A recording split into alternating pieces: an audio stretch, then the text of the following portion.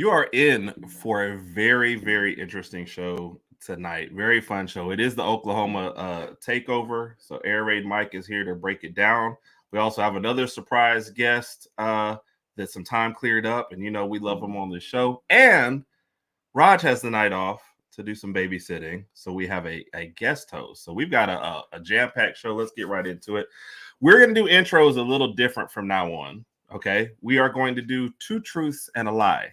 And it's up to you to figure out what's going on. So my first guest, the official co-host, star of the show tonight, he's actually more famous in Alabama than Nick Saban. He taught Cody Rhodes how to wrestle. And he was just recently named one of the top 5 best accounts on Twitter. Big Mike coming to the stage. Sir, how are you, sir? I'm doing good, man. I appreciate the intro. We'll let the audience figure out which one of those is a lie and which ones are the truths. So I appreciate the love. It's good to be here. Filling Rodg's shoes. I know it's good to have a night off. See him in the comments. What's up, Rodg? Appreciate it. I'll try to do you justice. But excited to be on the show. Yes, sir. All right. The other guest, and thank Mike. I appreciate you filling in, man, for sure. Always a pleasure to have you on here. The next guest, whenever he has time, he jumps on there. We are always thankful to have him here. He's actually the star of the Bama Standard, and that should be one of those easy truths that you should know. He was the person who approved Oklahoma coming into the SEC. First call they made, and he had to run them through run them over the coals to figure it out.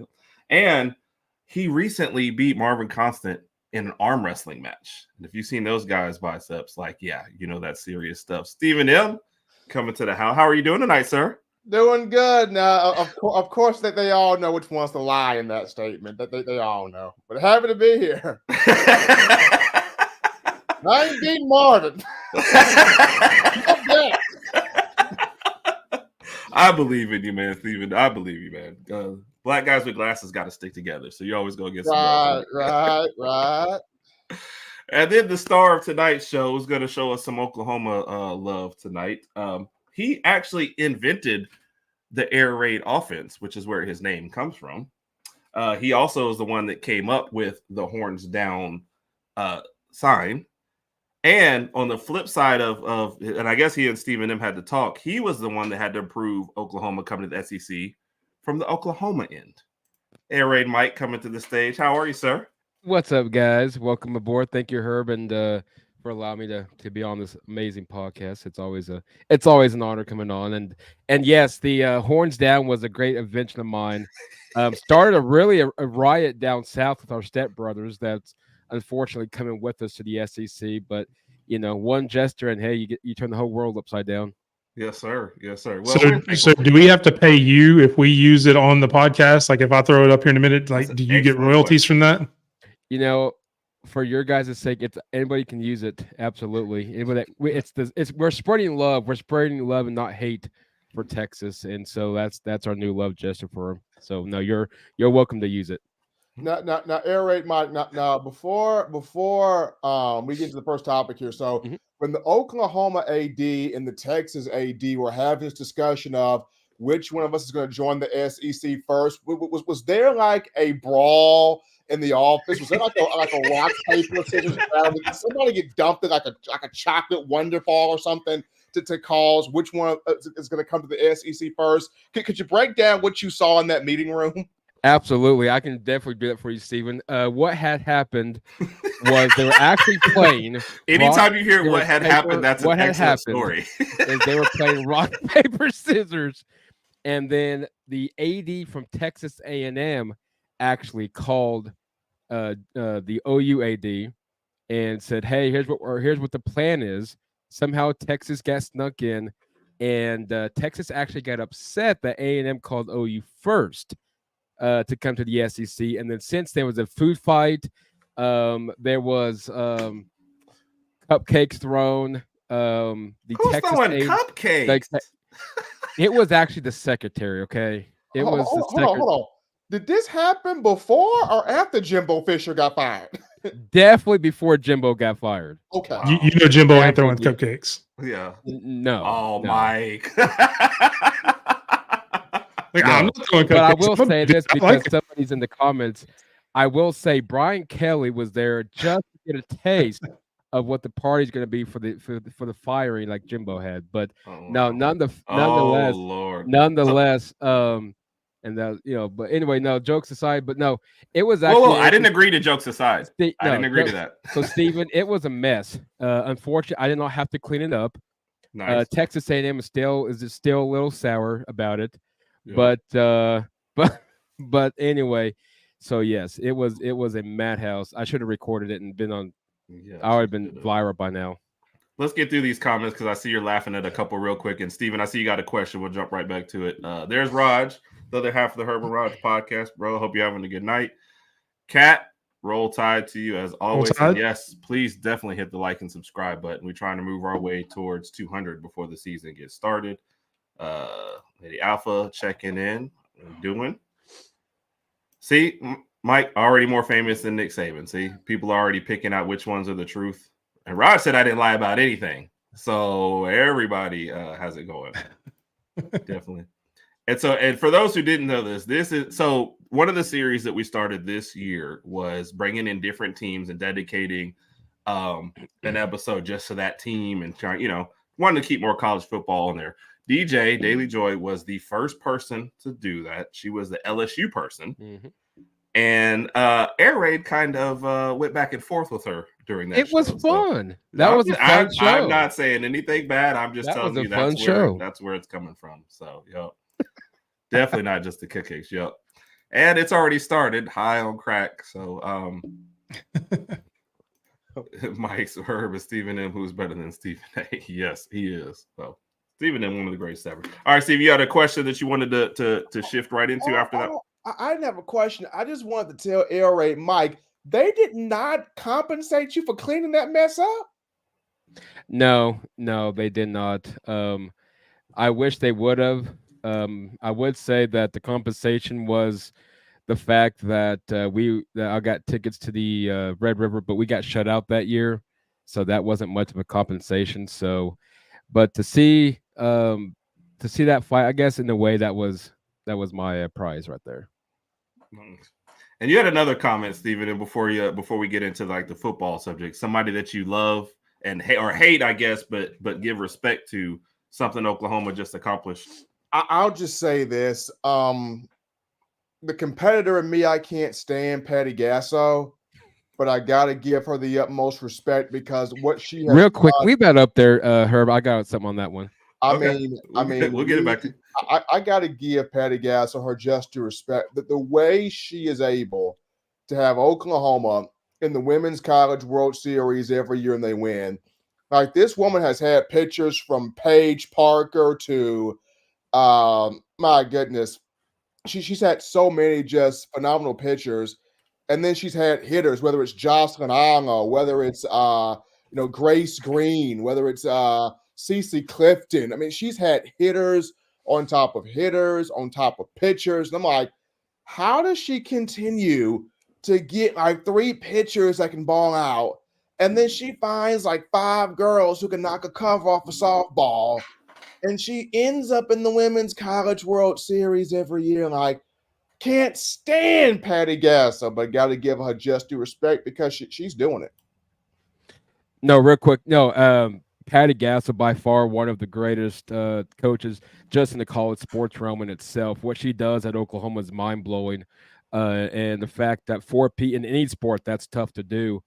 But the fact that she can continue to, I wouldn't even say rebuild, she's continuing to reload. And it seems like every year the team gets better. I know this year they definitely had some ups and downs. But, come regional time and come College World Series down here in Oklahoma City, it's a whole different mindset. It's that championship mindset that they set. And, Patty Gasso, credit to her and that staff. Again, another phenomenal year. And I really believe that that's a team that could easily, and I'm not saying this because it's Oklahoma, but it's the fact, it's the truth, that this team can easily, probably more than likely, win the SEC in their first year. I think this is probably the sport that OU has coming in year one for the SEC that can easily go in there. And it's not going to be easy, don't get me wrong, but winning the SEC championship is definitely on the radar. But now 4-peat. I mean, can she do 5? Hey, we'll find out next year. But no, kudos to her and that program. It's a phenomenal job on Patty's part. Mm-hmm. And Big Yeah, Mike, I mean, go ahead. No, go ahead. So I was going to add to that. I mean, we talk about the SEC coming into football and some basketball and all that. A lot of people forget other sports. How amazing is it for SEC softball? Every SEC team made at least to the regional round, which is the start of the NCAA. If you don't follow softball, it's kind of the opening rounds of the tournament. Every single SEC team made it to that point, and now all you're doing is adding who the previous number 1 seed is in Texas, and just a 4-peat in Oklahoma. Adding that to your roster, I mean, if that's not a super conference as far as college softball, I don't know what it is. And then also you got to look at how much it's going to improve the baseball too. Oklahoma and Texas, both programs have really strong baseball programs as well. So it is going to be very exciting. I am so interested. July next month, you got SEC football media days in Dallas, Texas. I'm interested to see when Steve Sarkisian and Brent Venables take the podium, how are they going to address questions? Because I know Sark is going to get the questions about Quinn Ewers and Arch Manning and that whole deal. I know Brent Venables is going to get questions about, Dylan Gabriel leaves you guys to go to Oregon. Who's there at quarterback? I know Oklahoma's got a lot of dudes on defense. It's going to be intriguing to see when those two guys take the podium in Dallas for media days, the questions they will get. Yeah, and I'm looking forward to that. Of course, July 1 launch party here in Norman, so it'll be a big day just in itself. But I'm really looking forward to SEC, especially how Brent and even Sark are, our little friend down south with how they approach it day one on media day. And Steven, you had off air, you had a comment about Venables, and you guys had a little discussion. I'd like to pick up where that was. I mean, for me, I think it's going to be fun to see how Brent does year one in the SEC, just due to Brent waited a long time for this moment at Oklahoma. He was a long time assistant under Bob Stoops. And it was, when is Brent going to get his time? When is Brent going to get his time? And then he goes to Clemson, and he's the defensive coordinator there on Dabo Swinney's staff. So for him to come back to Oklahoma, the first year was kind of tough on Brent. And then this past season, he made a killing there in the transfer portal. Gabriel played well. You finished at 10-3. Yes, you lose Gabriel, but you got so many talented pieces back on both sides of the football. Alabama has to travel to Norman this season to play them. Yeah. So, and the Herb and Rodg podcast is going on for that trip too. So it's going to be very interesting. Venables' first year in the SEC. How does he do with this Oklahoma team? I'm very intrigued by that. Well, no, and that's a great question to start off. I mean, you look at Oklahoma, especially on the defensive side, and that's what we all know Brent by when his days at Oklahoma. Of course, his days at Clemson has helped him, prolong. And we've seen that now with the lackluster on defense that Clemson has now. But I'm not saying that he was the one that carried Dabo to the finish line, but speaks volumes right there in itself. But I mean, look at Oklahoma. Just from in this defensive standpoint, we have 11 of our top 13 tacklers back from a year ago. Of course, safety Billy Bowman Jr. We got Danny Stutzman. We got a big, humongous pickup. In Damiac Williams from TCU that a lot of people thought was going to tread towards that Texas D line. So, on the defensive side, Des Malone, corner. I think he's a corner coming out of San Diego State, and of course our freshman kids coming in with Stone and Woody Washington coming back in the corner spot. So, you look at defensive wise this year, I don't see how they repeat from a year ago. They did phenomenal leading up to Texas, and then I don't know what happened from there. Offensive side, losing 3 of your 5 offensive linemen to the draft and to the portal was a killer. But Oklahoma did well. Brent did well when it came to the portal. I think I would say probably in the SEC. I didn't really follow the transfer portal recruiting, so to speak, but I would imagine probably top 5 finish from Oklahoma, because you replace 3 to 5 offensive linemen. in Hatchet. Top 5 in the SEC or top 5 in the country? Definitely top 5 SEC. And I don't follow that transfer portal very, very well. But if they're not in the top 5 in the country, probably top 10, I would imagine. He hit some areas that definitely was in need. Offensive line being a one, Hatchet coming out of Washington, Hickman coming out of SMU, and I'm not going to butcher the one guy's name, but he came out of North Texas. I do know that. And of course, Tarquin out of USC and Spencer Brown out of Michigan State to have depth to it.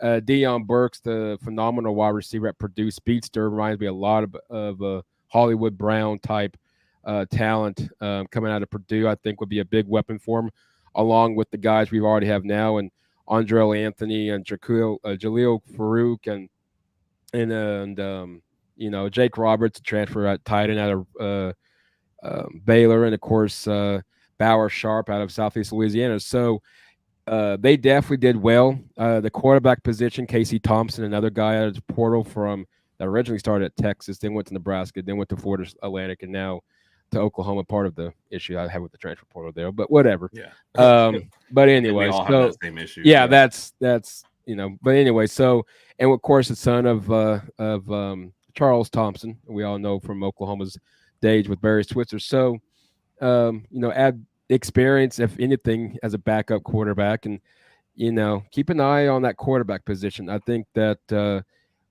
hopefully Jackson Arnold does well this year, but there's a kid that's. We're not hoping on that. I hope he's okay. I hope he's healthy. I hope he's great. I hope he's great, but we said that a lot about Spencer. I'm not saying that he's the next Spencer Rattler, but we said that about Spencer, and the rest is history from there. But Michael Hawkins Jr., he can easily beat out Casey Thompson when it comes to the backup. A lot of people said if it wasn't for the fact that Jackson Arnold was the main guy coming into camp this year, it could be a flat-out quarterback race. But the experience, just a little bit, one bowl game. But the experience, top right of the screen, Carlton, is going to be it's going to be interesting. But Michael Hawkins, phenomenal quarterback, freshman. I was impressed with what he brought in the spring game. Fundamentals, decision making. He can rip the ball. So, Oklahoma quarterback room is fine. Offense, I think the O-line was a big issue coming into the spring, and of course the transfer portal I think helped. Now, can they mold them? We got one of the best in Coach B in the country when it comes to O-line coaches. So Oklahoma's going to be fine. We just have to be patient, whether it's this year or next. But Oklahoma will be fine. We just got to be patient. Big Mike, what's your first impression of Oklahoma coming in this year? I think they'll do really well. I know you mentioned recruiting. Last season, they were actually 20th in the transfer portal, according to 24/7, and that was 9th in the SEC for last year. This coming, obviously, there's not a transfer portal, but I know recruiting, they're top 3 or 5 in the SEC in recruiting. So, I mean, they're definitely going to recruit well. They're using, all their tools there. You lose a lot of the players that might mention, especially your quarterback that you relied on. There's always that wild card, but I mean, it's Oklahoma. I mean, I realize we give a lot of credit to the guy down there in California now, which we won't mention out of respect for Mike. But they were good quarterbacks before that. They'll have good quarterbacks after that. So I mean, I feel confident they'll be able to recruit that position as well. And I know we'll talk about the schedule going through, but I mean, it's the SEC, dude. Here's something for you. Patience says we try to let you get to game 3 or game 4 before we fire you. Yeah. I will say, I know I mentioned that, not to interrupt you, Mike. I know I said that when Daly was on. Mike on Mike violence is sad. When you guys were, when she was on, I mentioned the fact that could it be possible that Oklahoma helps pack up Brian Kelly's bags? Could it be possible that Lincoln Riley helps start packing and we just kind of put it in the moving truck? Is that possible by chance? I'm just wondering. Wow. Taking a shot at it. But I will say this, though. The one thing I got to give Venables credit for, he has done something that Dabo Swinney has failed to do, and that's embrace the portal. Right. Dabo Swinney has refused to embrace the portal. I don't understand why he doesn't want to do that at Clemson, but you got to give Brent Venables credit for understanding the age and the time that we're in college football. And if you have specific needs that you don't necessarily have on your current roster, you need to embrace that portal. And Brent Venables has not been afraid of that. He has not shied away from that. He said, hey, I'm going to make my team better. And if I have to make my team better through the portal, then I'm going to use that. Yep. But yeah, I mean, to piggyback off of what of Daly said, and what you guys have said, the SEC, we don't measure patience in years; we measure patience in weeks. So, I mean, it's definitely going to be a roller coaster. Well, big game for someone to argue the hardest SEC skill this year. You got a lot of ground to cover this call for pack up any coach other than Napier. Nice. I expect much. Look, man, Napier's bags is already packed. No, I agree on that. No, I agree with her on that one. Napier's renting, not buying. I agree 100% with what she said. I think Oklahoma does, in fact, have the hardest one, if not the second hardest. So no, I definitely agree with that. And yeah, Billy Napier, he's definitely out the door. And we'll look at Oklahoma's schedule a little bit later, but this probably is a good time to just slide this in here, put both mics on the spot, let them defend their teams since you're talking about it.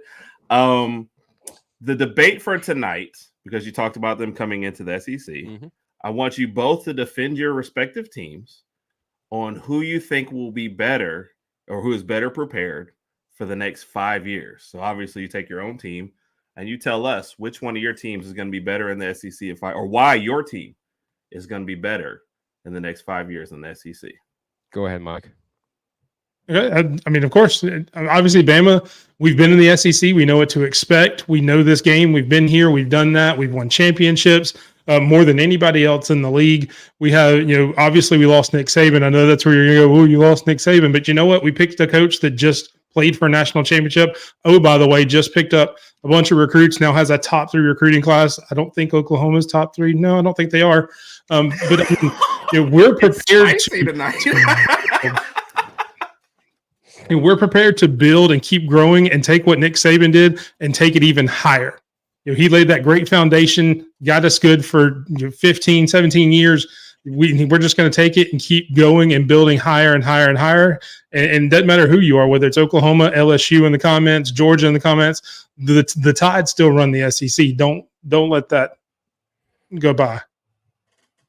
Last time I checked, I thought the Dogs were still running the SEC, but my thing is no. I mean, with Oklahoma, what that gives them a chance to set the foundation from the Oklahoma level to heading into the SEC.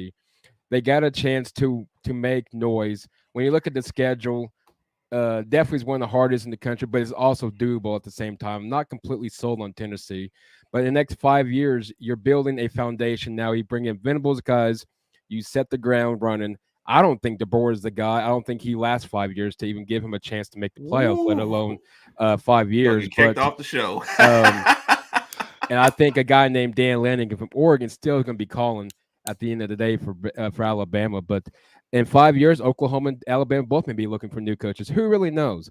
But at the end of the day, Oklahoma's got a guy that's been there, done that, compared to Coach DeBoer, who actually lost a national championship game, and Venables has 2, even though as a D coordinator. But as a head coach, has Venables even been there? Does he know where the game is every year? Like last time I checked, DeBoer got cremated, so I don't know if I would hope my. You can't get cremated if you're not there. If you're sitting at home watching on TV, you can't get cremated. Well, hey, Oklahoma, Oklahoma's like the Beverly Hillbillies. You load up your little wagon from the Big 12, put all your trunks and everything on, put grandma in the back, open up to the big house called the SEC, and then we'll see what you got to do. Is that why Dan Ciancione? Is that what he packed up his bags for? He went on a little wagon down. Just go back like 20 Texas years. Were you exactly born when Dennis Oklahoma was in Alabama? I mean, you got 2 programs that in 5 years from now they could be not where they are right now. But we got 2 coaches that, and I agree. I see what Kat's saying. They made a national championship, but again, he got steamrolled, and But so anyway, but no, I think DeBoer and I think Venables both have phenomenal credit. But at the end of the day, it's 2 programs that right now are both the identity has to be refashioned. All right. Well, I didn't want to make it unfair by having an Alabama person choose because we're always going to choose Alabama. So we will bring in a third party to judge the debate to keep everything fair. Okay. Hey guys, Daily Joy here. Thanks so much for listening to the Herb and Rodg podcast. I'm here to do what I do best, and that is judge. And I am here to settle who won this debate. And I feel like it's obvious, Big Mike, you won in an absolute landslide. Air Raid Mike, you really had no shot.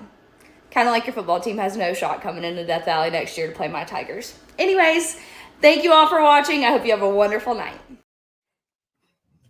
Man. Yes, ma'am. I'll take it. 1-0. Oh, Undefeated, just like the Crimson Tide will be. oh my God. Oh man, I'm looking at this. So it's going to be so fun watching both of these two coaches, Venables and DeBoer. When you look at DeBoer, I understand people are going to say this, well, he hasn't done it down south yet, but wherever he's been, he has built up a winning culture.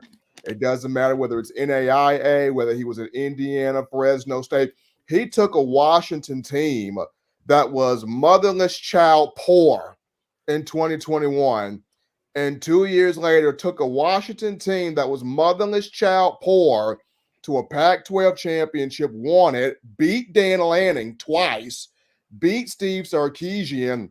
He has the fourth worst roster of anybody that's in the college football playoff, still almost wins a national championship, then takes his quarterback, Michael Penix Jr., puts him in the top 10 in the draft at number 8 to Atlanta. So we see, DeBoer's ability to build up a winning culture. And then you got Venables here who can build a defensive culture, but can he build a whole culture where he's the CEO? That's the biggest question for Venables. You are the macro manager of your entire program. You're not just sitting in your little defensive coordinator cubicle. You are the macro manager. So can Venables do it from a whole macro CEO perspective? That's going to be fun. Hey, Ray, do you feel like you can? You feel like he's your guy?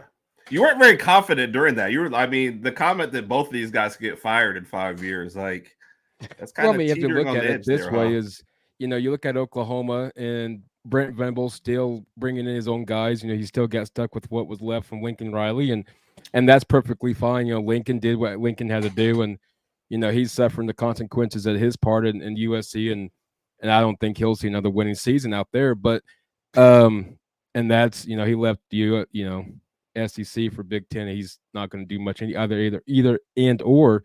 But you look at Brent Venables, and the question is, he came in, unfortunately had a team just to work with. Now he's gotten the people. Now, this year moving forward, now we're starting to get his people coming in, and so we'll see what Oklahoma can do with Brent. And so I fully believe Brent can take this team, and even at a 9-3, I think I commented somebody, even a 9-3 Oklahoma team can easily make the playoffs come December or January, whenever the playoffs start. But we'll see. DeBoer, same thing. He got a lot of shoes to fill. But when it comes to Oklahoma, I think Brent Venables is the guy, especially on the defensive side. It's that offensive ball that he's recruiting well, and so DeMarco's helping out. Grabbing some running backs, their speedsters and receivers. So he's in the right direction recruiting. But now you got to build him on the field, and that's the part that anywhere you can go is going to be tough. Wow. All I'm going to say, I'll say this, and this isn't a jab at Oklahoma. I don't think any 9-3 team from any conference really makes the playoffs. There's going to be a lot more 2-loss teams in the between the Big Ten and the SEC that I don't know that a 3-loss team, at least right now, will make it. There may be one that sneaks in essentially or eventually, but right now I don't see a 3-loss team getting in the playoffs. Yeah. That was kind of my thing. Stephen, you agree with that? Because that was kind of my take as well. 9-3 is a tough spot to be in. I don't know if he froze on me. Though. I think he froze. I think he's giving me the tough look. Well, I'll piggyback off Mike said. I agree. I don't know if you make it at 9-3 in the playoffs. That's a tough spot. I just gotta say this to Air Raid Mike. So do you think, and just given the pulse of the Oklahoma faithful, do you think there's an ounce of forgiveness in them for Lincoln Riley, or is that just completely out the door? you always still got the OU faithful that just doesn't want him to succeed anywhere and everywhere to go. It doesn't matter if he eventually takes USC to the promised land to his standards, or he hightails it to Dallas to coach Dak Prescott. I mean, it doesn't matter. I think KD has a better chance of being completely forgiven than Lincoln Riley does at this point in Oklahoma. Yeah. I feel like the Caleb Williams, like taking him with them, also like kind of makes that situation even worse too as well. I don't know if that's off base, but just losing your coach is fine, but losing a Heisman winning quarterback at the same time has got to be tough. And there's some things I know that took place behind closed doors that I cannot speak openly about. That it's good. It's a good thing Lincoln's gone. We'll put it that way. Sure, you can. It's just us. Nobody's listening. You can tell us. Nobody's listening. Look, man. There's some people that unfortunately I work with that have to. Statute of limitations is over, man. Yeah. Statute of limitations is over. I'm gonna cut the stream real quick so only the three of us can hear it. Okay. Not this one. People that knew about what took place was sent packing. That's all I will say. Jeez, yeah. See, even Rodg says it. Rod's about to jump through the screen, say he wants to know what happens. Yeah, so. no, can't say on that one. All right, let's bring up our first look at what you got going on next year. So we've talked about how tough the schedule is. I guess you're kind of picking up. I mean, Tulane could be a sneaky one. Then Tennessee at home, going to Auburn, still keeping Texas on the schedule. Yeah. Like, what was your first reaction when you saw this schedule? Like, welcome to the SEC. Welcome to the SEC. I mean, it's and you know, you're looking from an Oklahoma standpoint. You know, you're replacing Tennessee with Kansas with Tennessee. You're replacing Iowa State with Auburn. You're replacing Texas Tech with Ole Miss. You're replacing Oklahoma State with Alabama. You're replacing Baylor with LSU. You're replacing. I mean, I guess you can go Kansas State with South Carolina, and then of course Georgia's, the Florida's, the rest goes on. So, I mean, that's what you expect. I mean, Vanderbilt's Vanderbilt. I ain't going to put much into them. But so the point of the matter is, I mean, this is why we all were glad to leave the Big 12 for the SEC, and this is what we get. So, I mean, hey, you got to, this is the big boys now. So if you want to be a part of it, you got to win it. Yeah. I am really intrigued by this matchup here at Auburn. Air Raid, have you ever been to Jordan-Hare Stadium? Negative on that one. Would you ever want to be? No. Jordan? One of these days, yes, just not this year. Okay. Air Raid, I'm gonna tell you this. I've been to Jordan-Hare about 3 times. It is not a fun stadium to be in, okay? This foundation of that stadium is not secure. That thing shakes, okay? And if you miss a field goal and Auburn beats you. Yep, the dramatics. I'm like on the edge of my seat here. I'll finish up what I think he was going to say is they never let you forget it. Yes. And then you saw the comments coming up. Much bad juju. It being cursed and that being a sneaky game. Yeah, Auburn leans that way. Kind of the fact that you don't know what Auburn team you're going to get. That's kind of OU's first road game, so they're going to be hyped up anyway. Yeah. The game that intrigues me is Tennessee to start everything off. It's either going to be a 2:30 kick or it's going to be a 5 or a 7 kick. So we do know that, but. Yep. And this is why one of those reasons. And forgot to say hi to Randy when he jumped in here. But what's up, Randy? Thank you for dropping the knowledge. And yes, he had that and the LSU better not lose at SEC. I mean at USC, excuse me. I don't see them doing that, but if they I don't think so either. But I mean, know what would happen? Those beginning of the year games are always interesting. But go. I'm sorry, Eric. I interrupt you. Go ahead. No, you're good. No, Temple, I'm not too concerned. Houston, whatever. Tulane could get interesting. They should have beat us a few years back. Tennessee's going to be interesting strictly for the fact that Josh Heupel comes back to normal for the first time since he was fired. Yeah. And backing up real quick, also to say that I feel like Tulane's also sneaky because your next game is your first SEC game. Yeah. So it's like, where is everybody? And nobody, I know it's easy to get. No, it's not. Kids are kind of I know they'll be looking forward to that. And you've got a 2-game stretch before, a bye week. So I feel like the tensions might be other way. And for Tulane, that's a big game. They would love to come in an upset. So that's an interesting one. Yeah, I mean, they should have, 3 years ago. Of course, they did upset USC in the Cotton Bowl. So, I mean, they're known to win. I mean, I'm not going to take anything away from them at all. Tennessee is going to be interesting. Josh Heupel. I know they came back. What was it? 20. I don't remember. It's been a while now. Of course, we all remember the 3 overtime game in Knoxville. Auburn, is going to be interesting regardless. Yes, agreed. Texas, it doesn't matter. Records, rankings, anything that's off the chain because Texas was a better team last year and they weren't back.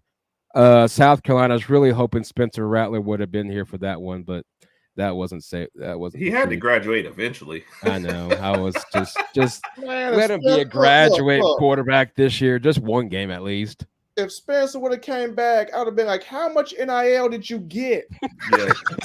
Yes. He would have got booed. I will say that. He definitely would have. That 90,000 fans would have booed him right off that field.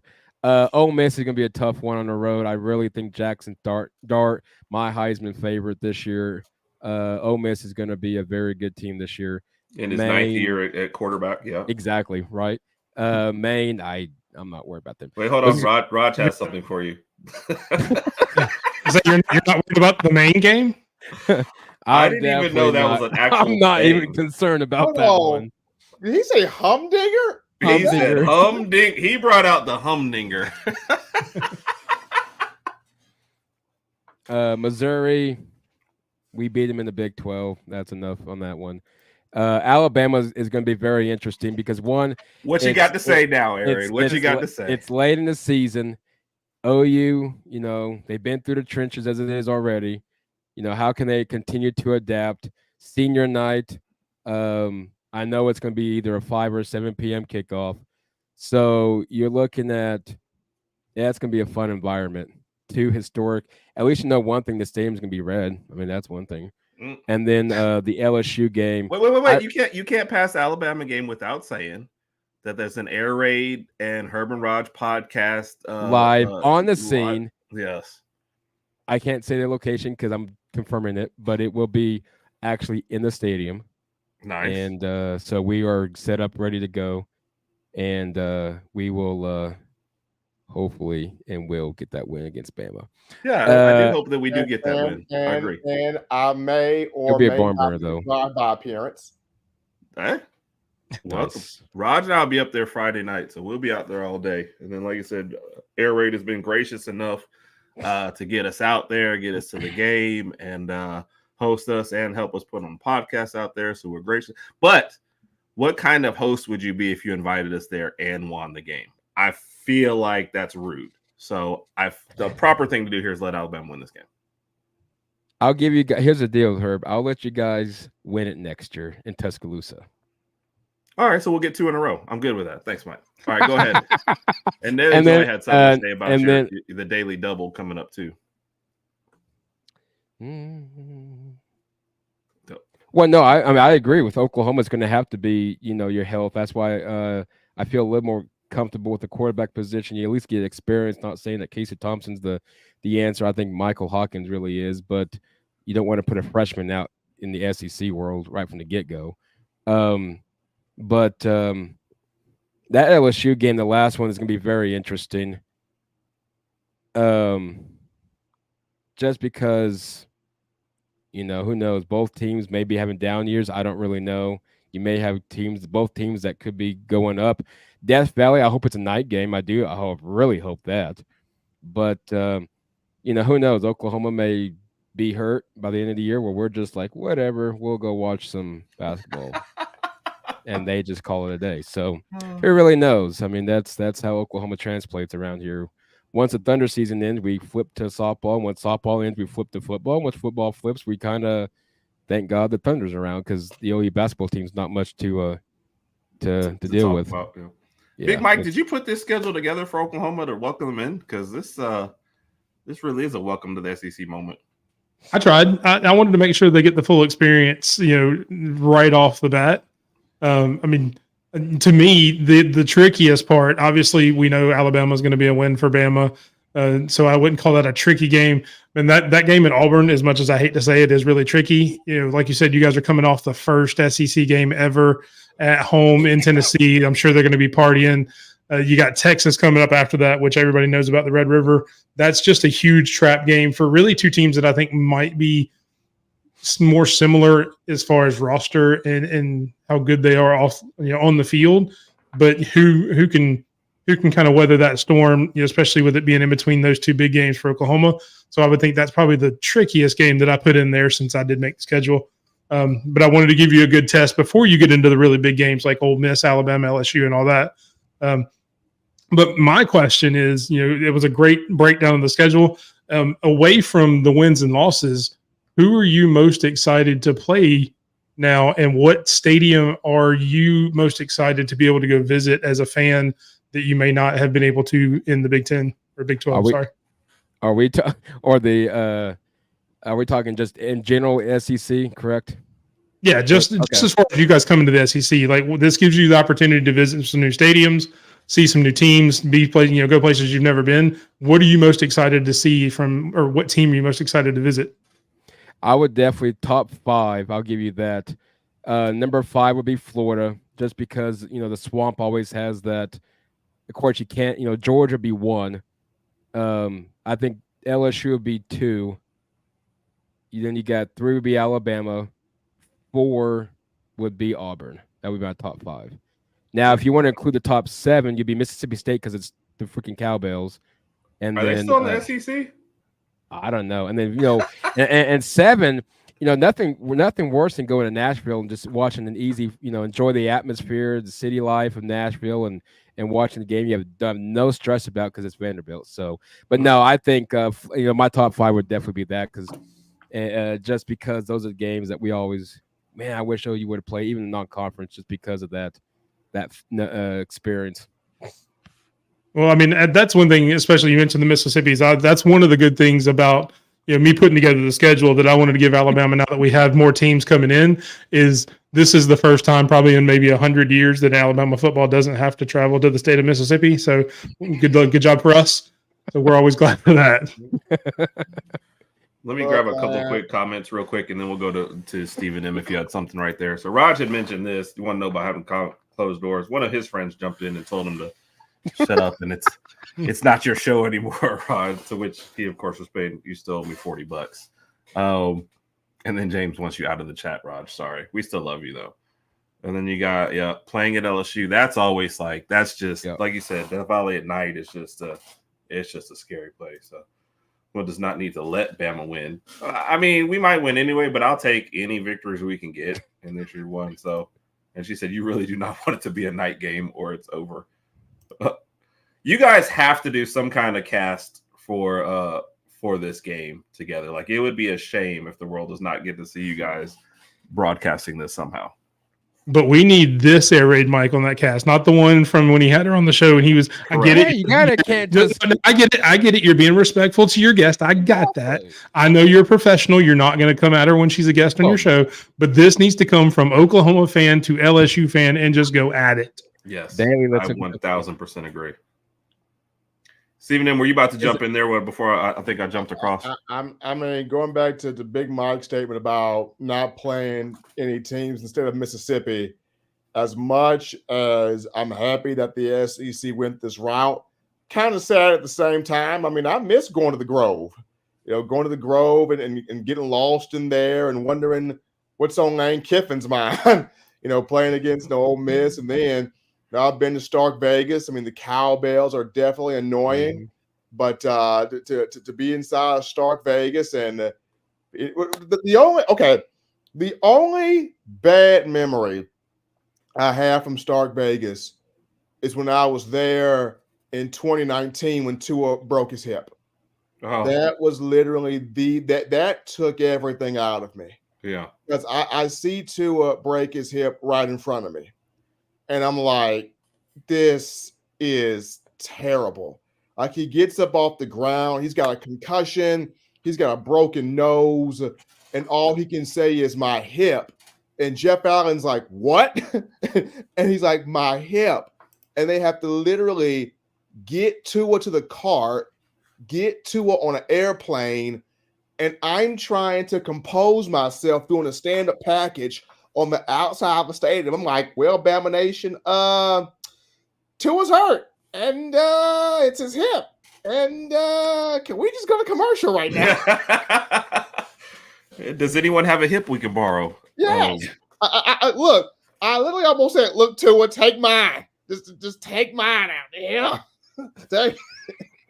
Yeah, and as a Bama fan and a Dolphins fan, I'd love to say that feeling ever goes away, but I still feel it every week, every Sunday. So I still haven't gotten over it either. I don't know. Air Raid kind of kicked this one off when Daily Joy was on the show, so I expected it tonight, and I felt like it was definitely warranted. So I'm not a trash talker myself, but I understood that it was definitely coming tonight, and we may have even told her you were going to be on the show. So she could. I had a feeling that you guys probably did, so I'm like, I better just come expecting. I'm just saying. It might have. Rod, they want to know, Rodg, what you think of Tua's makeover. So, Rodg, if you want to post that in the comments, we'll put it out there. I like it. It certainly doesn't look like Tua, but it not is at all. Tua. No. Like it looks like Ace Ventura. Yes. Yep. It's actually Tua. Yeah. When they posted it, I read the caption. Then I looked at the picture. Then I read the caption again. And I was like, this caption does not go with this picture. Clearly, something else is going on here, and then I've missed something. But no, I was just wrong. Yeah, I had the same reaction. I was scrolling through Twitter. I saw the picture and I'm like, huh, who are they talking to? Yeah. And I saw it again and I see two and I'm like, wait, what? They're talking to who? Who's that? Just a funny tidbit here. So Talia is now in the CFL. Saw that picked up by the Hamilton Tiger Cats. Yeah. When he was petitioning to come back to school for another year, you kind of knew he wasn't getting drafted, or that wasn't going to turn out as well NFL wise for him. So. I kind of feel bad because he did pretty good at Maryland with Mike Loxley. So you thought maybe Leah had a shot to get drafted, and then this happens. Yeah. And it's still Maryland. I mean, it was like you saw some really good things and then some really not. So, they were just never going to be one of the big dogs. So Rodg is chiming in with it. Should help. I mean, if he wants some more exposure, he could always come back home to Alabama. And, since we have a different quarterback every year for the Stallions, he can come win a championship with the Stallions again next year. Yes. We have different quarterbacks in the middle of the game. Big Mike, good point by you. Good point. Air Raid. Yes. Schedule. What do you think your record is going to be looking at this schedule? 9-3. I'm still sold at 9-3, 10-2 frame. Think 10-2. There's got to be a game that would be probably we won't be favored, but we somehow came out and won. So right now I'm at 9-3. I don't see us going any lower. I think if so, I would go 8-4. I think for me the ceiling on this season's 10 wins. I think the lowest would be 8. So I think 8 to 10 wins. I think that's pretty feasible for the first year in the SEC, and build off of it. Won't be any easier next year because, of course, the road teams are the home teams and the home teams are the road teams, and we add Michigan to the non-conference. So even tougher next year. But I think to answer your question, 8 to 10 wins this year, I think for us is, and I'll take that entering the SEC for the first year. So initially you said 9-3. Who, just off the top of your head looking through, who were the three? Well, it'd be Alabama and Texas and Ole Miss. He would die before he would say LSU. That's what I was getting at. I like that you know me well enough. My prediction I'm still stuck on that 9-3, and LSU was still that win. And LSU's the win as we're not favored, but somehow we snuck out with the win, and that's that game. Ole Miss, I was leaning more towards them than I was LSU, but I don't know. I don't know. I'm a little mixed on that one, but Texas. You're going to be in a track meet with Kiffin and Jackson Dart. Yeah, exactly. Yeah, absolutely. But, what do you see that record as, Stephen M? Where are you lying on this one? I mean, I see best 9-3, worst 8-4. Rodg just guess is going 7-5. He thinks you're going to lose to Bama, Texas, Ole Miss, LSU, Maine? and Maine. Well, I will say this, Rodg. If Maine beats Oklahoma, the whole state of Maine shutting down for a whole week. Yeah. And if you guys lose to Maine, people are getting fired at I don't know if you make it to the end of the game. You're talking from the president on down. Everybody's getting fired. Hold on. Even if the you are governor. losing to Maine by halftime, everybody getting fired on the field. Yes. Everybody doesn't come out for the second half. The whole, even the governor's getting fired. Everybody in Oklahoma's getting fired. If y'all lose to Maine, y'all won't even make it to the tarmac. Look, they'll go find Oklahoma State's coach just because it's got Oklahoma in the name. Exactly. And Kevin Wilson's getting fired at Tulsa just because he's Oklahoma. So yeah, everybody's getting fired, including myself. Everybody's getting fired, and all the beer cans is on the field. I can guarantee you that one. Aaron, you got to defend yourself. You can't get fired. Well, I'm in Oklahoma. I'm gonna get fired. The whole state just shuts down. Oklahoma State's like, why we gotta stop playing? I'm sorry, man. Maine just won. Hey, look, that'd be so messed up. Like Maine beats Oklahoma. We get a call from Air Raid Mike. Hey, y'all, I gotta lay low for like. Hey, Herb, what's a good place in Alabama to kind of stay on a down low for a while? Yeah, we'll have the alert come up. Exactly. Air Raid Mike has entered the transfer portal. Yes. Hey, Mike, we might be getting a house soon, so I'll put you up. Okay, if Maine beats Oklahoma, I appreciate it. We will start getting the room ready for you. Go fund me. Like you said, the colors are already very close, so wouldn't be a hard change from Oklahoma to Alabama. Well, no. All right, but Steven, if he does have to move here and you do a GoFundMe, how much are you putting in for him? How much is going in the pot? How much am I putting in? Yeah, about $300. Ooh, dollars though, or yeah. Okay. Monopoly money or real money? Oh, real. We ain't do Monopoly. Oh, that's what I'm talking about. I like it. Hey, what I'm going to get you is a title towel. Look, I would consider if you getting fired and having to come to Alabama. I know I love Alabama, but that would be considered a disaster. So I will toe the party line and give thoughts and prayers. Oh. All right, guys, we're getting right to the end.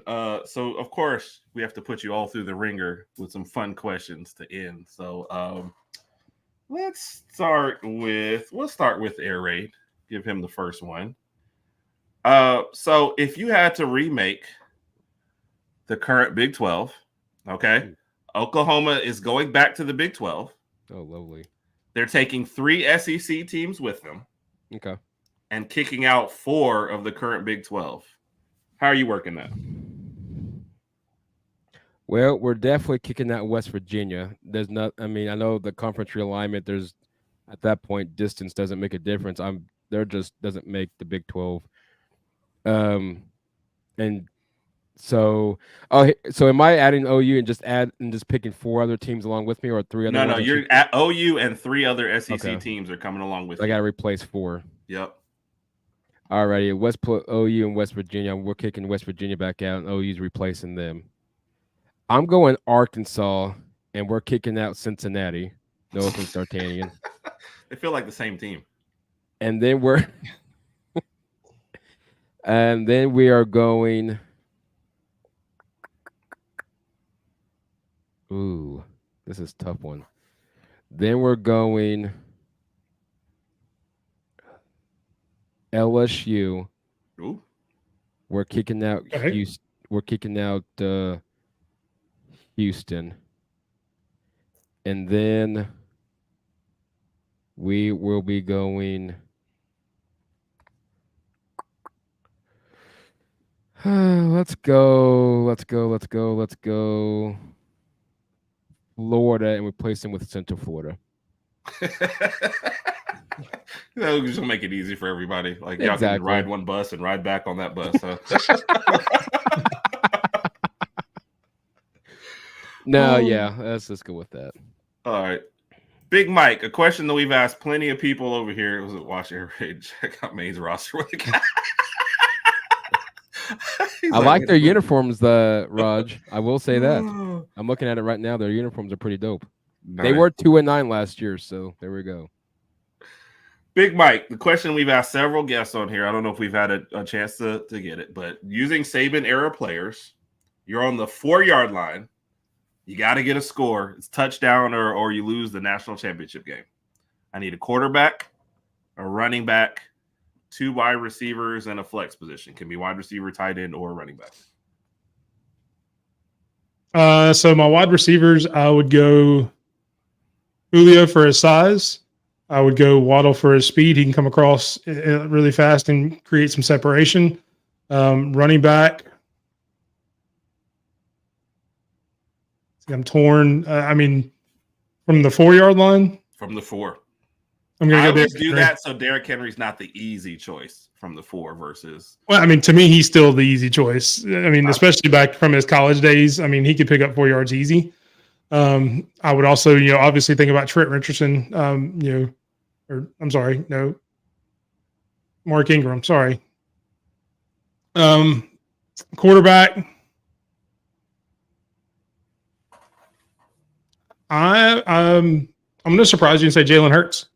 I know a lot of other guys have been said, but the fact that he can still run the ball in, you see everything that they're doing with Philly. I know it's a little bit shorter with the quarterback sneak, but still everything he can do with his legs, I think that opens up a little bit more dynamic. And I think he's probably one of the better people with his legs, or better QBs with his legs. And a flex.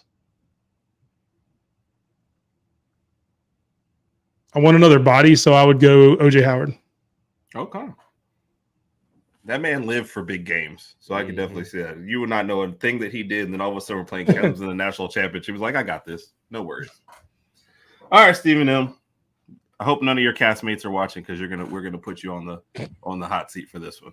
All right. We're gonna do work, play, live, and with Rodg's addition, ditch. So give you these 4 names. All right. You're gonna tell us who you'd rather work with 40 hours a week. Play is, hey, who am I going out with Friday night having a good time, right? Yeah. Live is, who do you want to be your next door neighbor? And ditch, who, when they call you, are you looking at it and letting it go to voicemail? Yeah. All right. So you got Justin. Okay. You got Bo Scarborough.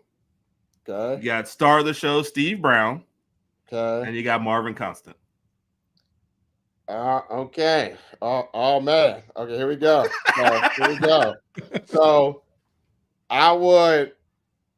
You said work, play. What else now? Live is live next door to. Okay. And ditch. Whose call are you ignoring? Okay. So I would work with Bo. Okay. I would work with Bo. I would live next. To Justin. I would play with Steve Brown. I'm ditching Marvin. So Marvin calls and you like, oh, voicemail. Yeah, man, I'm ditching Marvin, bro. Oh, you gotta love it. All right, Air Raid, same question, but your cast of characters is Roman Reigns, Cody Rhodes, Seth Rollins, and The Rock. Ditching Cody Rhodes. Dang. That was quick. Like he didn't even get a chance. Does he even have your number? That was definitely not. And he's no. What was a work, play, live, and live is next door. Live. I think Roman Reigns living next door.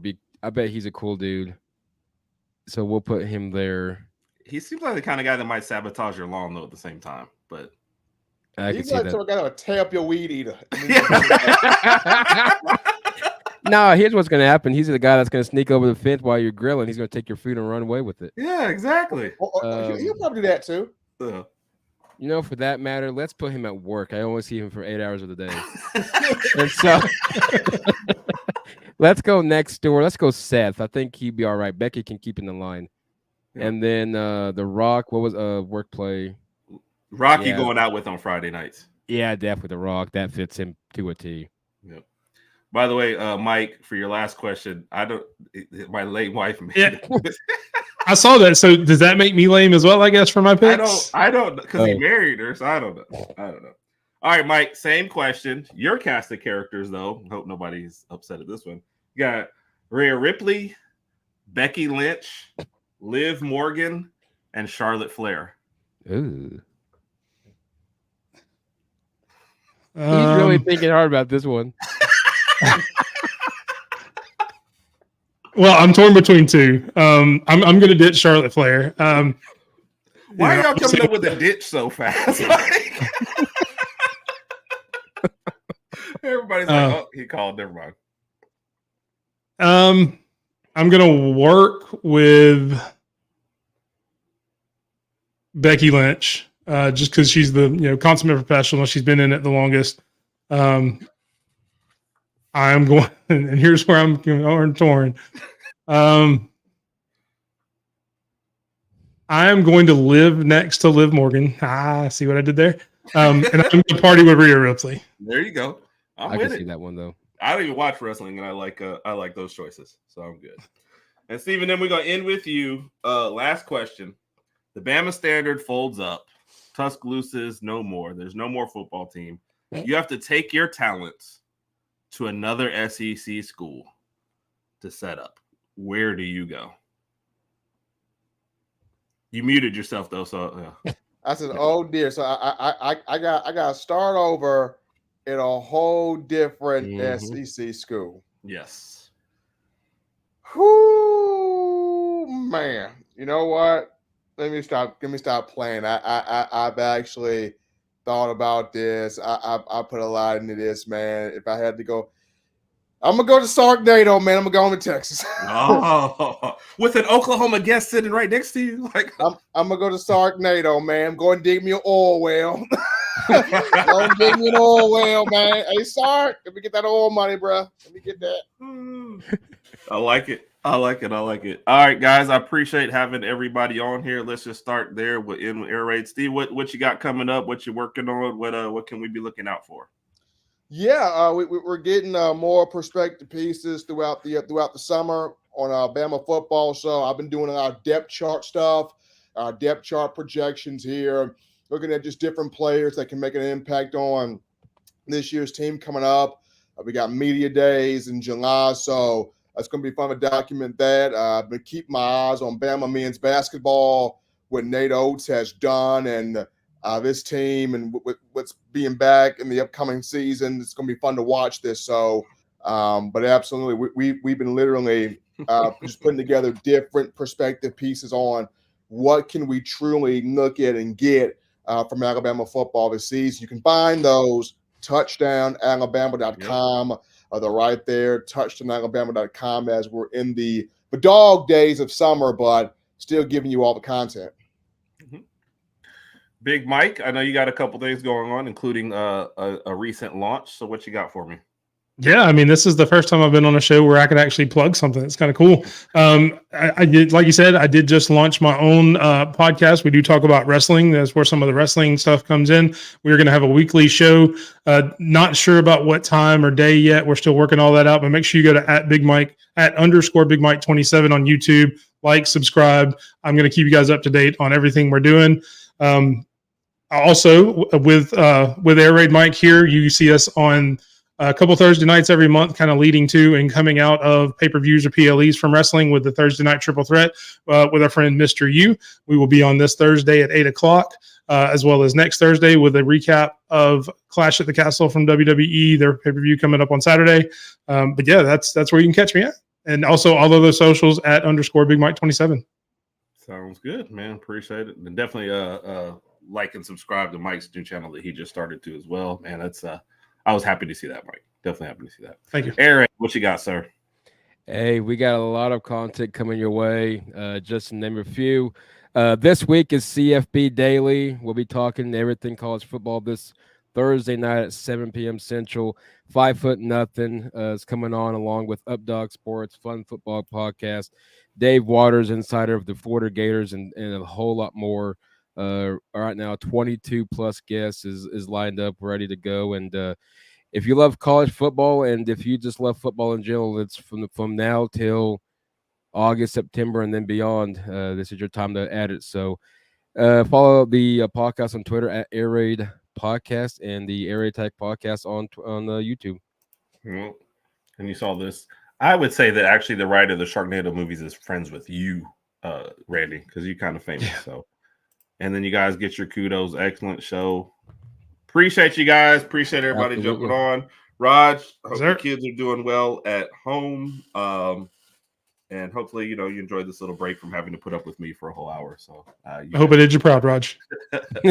love you guys. Everybody have a wonderful night. Air Raid, thank you for being a guest for sure, breaking down Appreciate some it. Oklahoma stuff and helping to keep that alive. And for keeping things semi-civil with Daily Joy. That was fun. Stephen M, Yeah. always appreciate you jumping on, man, and bringing the knowledge, man. You are definitely the star of Bama Standard, and I hope they all recognize that. So Man, Big Mike. yeah, man, I'm gonna let Steve Brown roll with that, man. That's what I do. I just keep the lights on and the paper flowing. There you go. There you go, man. You guys should shoot into there just to hear one of this man's intros. They're amazing, and the knowledge he drops is always great. So, Big Mike, man, more than filled the shoes, man. You're a great man. I appreciate you. Appreciate you rolling with everything. So, everybody have a wonderful night, and of course, roll tide. Boomer. Well done. Yeah.